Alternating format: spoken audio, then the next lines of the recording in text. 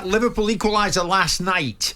Hayden went down, seemingly with a head injury. Why did Mike Dean not stop play? Mark's a Newcastle United fan. Jim, Isaac Hayden's head catches Konaté's elbow on his way down after the challenge. Check the evidence, man. Has he got a point, Martin?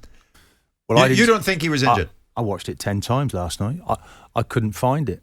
Right. So, and I'm not sure how Mike Dean can see that sort of live. He only gets that one opportunity. Yeah. I'm not a massive fan of Mike Dean as a manager, as a referee. I have to say, and that's disrespectful because I think that we really do have to be respectful of referees, but there are times where I've been annoyed at some of the decisions. Yeah. I think he pretty well got it right last night. Okay, I mean, so many people piling in this morning on this one. Craig, good morning, Craig. Players holding their head to stop play in a dangerous position. Authorities really need to add retrospective bans for players when they're doing this because it's purely to gain an advantage. Now, we're not saying that Isaac Hayden did that, but in principle, I'm with you on that. Gary, big Newcastle fan. Gary, good morning. Morning, guys. Good morning to you. Thank you, Gary. What's your take on this one? Just, I'm a little bit perplexed by how we're not missing the point of why he hasn't stopped the game for a head injury, to be perfectly honest. Everywhere else on the pitch, he stops the game for a head injury. Whether he's faked it or whether he's not, in my opinion, he hasn't, because he's gone down holding his head, and I think he has contact.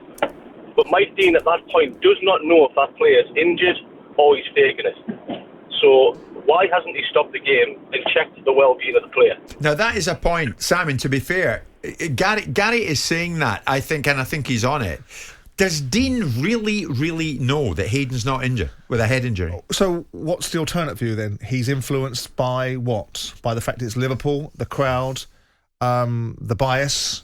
I mean, what is the alternative view? I mean, if you look at how... Well, can you afford to gamble with head injuries when you're a ref? Probably not, but was he right?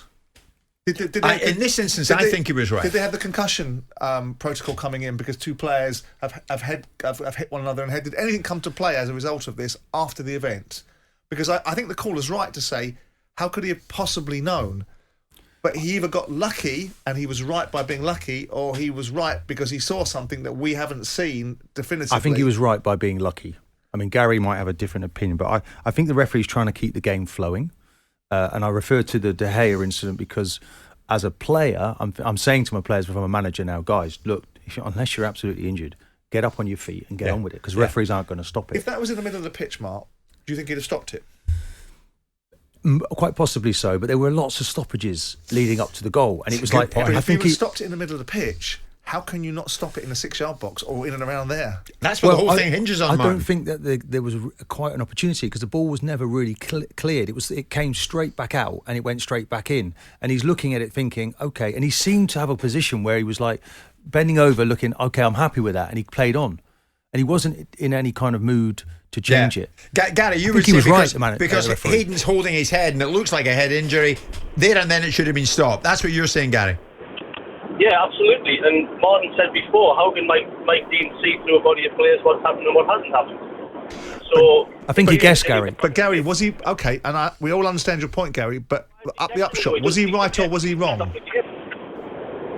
my opinion, wrong. He should stop the game. Yeah, but were the players genuinely injured? In my opinion, yes, he was genuinely injured. Otherwise, why do you go down? Because that's what players do. That's what players do. They simulate to get an advantage. But did the protocols follow afterwards? The two players have had a head collision. Did we have the physios on? Did we have a concussion protocol? Did we have any of that coming on? No. Or did the players instantaneously get up and get on with the game? Did the physio not come on and check on the head? Physio came on, yeah. But, I can tell you, Gary, as a young defender in the past, when we might concede goals late, the message would come on, look, if we're under pressure, be professional. Someone can go down injured, we can get the physio on, and we can waste a bit of time. That's been done throughout the ages. Were they doing that at Newcastle? I don't know. We can only ask Isaac Hayden, well, the only one who knows whether or not he really got clumped on the head or not. Ray's a West Ham fan. Ray, good morning. What's your take on this, mate? My take on it was, there was a clash event, but when you're talking about what punishment players should get now for faking an injury, I was listening to a referee the other day saying he'd have sent 11 players off in the Chelsea Leeds game years ago. How many of them were injured? None. They carried on and got on with the game. You know, we're looking at an incident the other night where Soufal had to leave the pitch because of the letter of the law. He's made the tackle. He's given a penalty away. Off you go for a second yellow. It's getting ridiculous. Yeah. People are going down because they can get away with it. And yeah there was a clash of heads last night, but they were both all right. Ray, they got on with the game. Ray, you saying? Ray, I've got to take you to task, Ray. Ray, are you saying then that Soufal challenge was clean? Are you saying it was clean? I think you're wrong. I think David Moyes came out afterwards and said it was a foul. Yeah, it was a foul, but was it a yellow? But did it redeem enough for a yellow card to go off the pitch? I think it does in that situation. It's a yellow card. It was high. He was over the top of the ball. Every tackle like that's going to be a yellow card, is it? And like players have got to leave the pitch for the second challenge. It's getting ridiculous. Graham Souness is right. Penalties being given for silly things. The game is getting out of hand with what should we punish this one for? What should we punish that one for? Well, even when I was playing, if I made that challenge, I'm getting a yellow card. I've gone over the ball.